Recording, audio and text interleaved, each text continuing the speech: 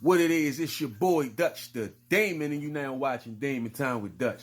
On today's episode of Prison Stories Uncut, we over East Baltimore down B-Triple-C with it, man. Now, this situation took place over 20 some odd years ago, right? They had me over east in them trenches. Sorry about the fish tank noise, too. It get a little loud. Now, I've been down B-Triple-C 3 different times for real. On the same bit, but they transferred me down there 3 different times. I got put out every time. But this one time in particular, I wasn't running the show yet. I ended up running the show down there, but I wasn't running the show yet, right? I was down that bitch in the field thugging. Really on some bullshit. Because it was my years when I used to take shit, right? So, it was a white boy on the tip. He wasn't in the mix with the Dougs, the white boys. He wasn't in the mix with them. So, through the grapevine, somebody told me he had a bike. In the Maryland system, a bike is a cell phone.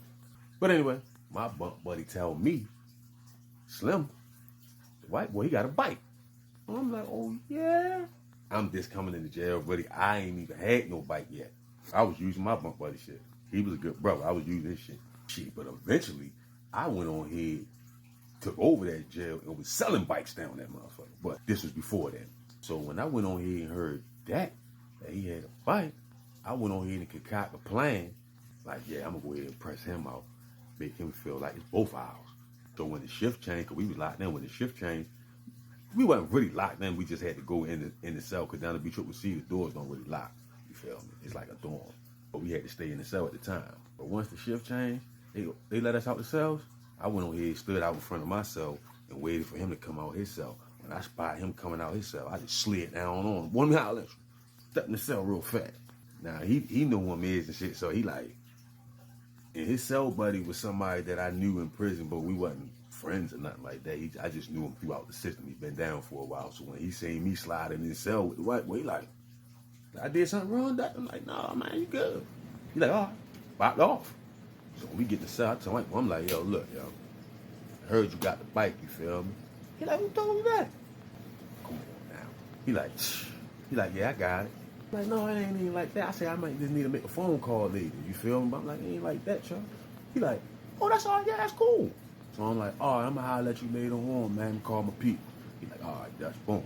Gave me a little shaky handshake and all that.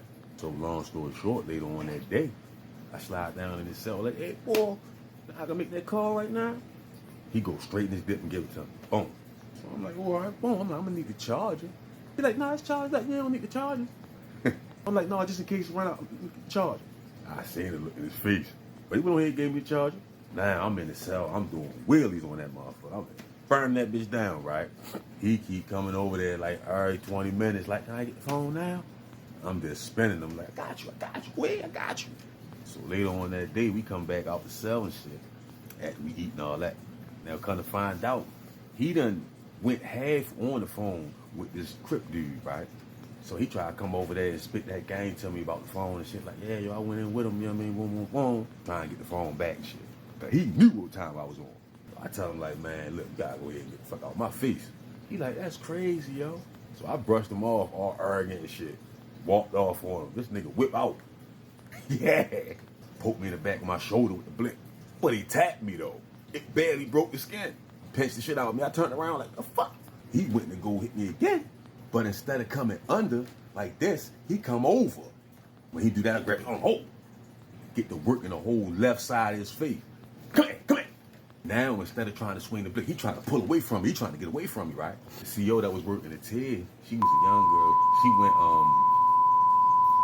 She went to school with me. She went to high school with me, right?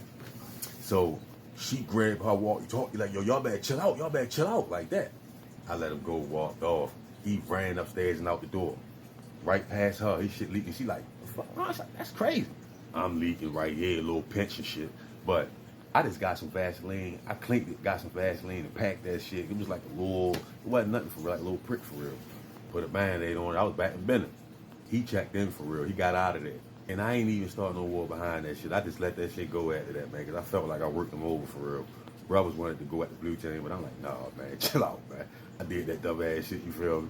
He definitely poked me, though. That's what I get for being arrogant.